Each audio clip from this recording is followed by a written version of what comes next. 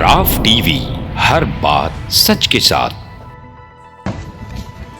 कर्नाटका के शहर यादगीर में केपीएससी एग्जाम के दौरान 3 लोग ब्लूटूथ इस्तेमाल करते हुए पकड़े गए।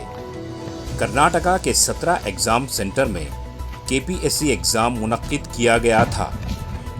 सुन्ना के रहने वाले स्टूडेंट पुट्टू को यादगीर के एसपी संगीता ने इंट्रोगेट करके जेल भेज दिया। अतराफ टीवी उर्दू न्यूज़।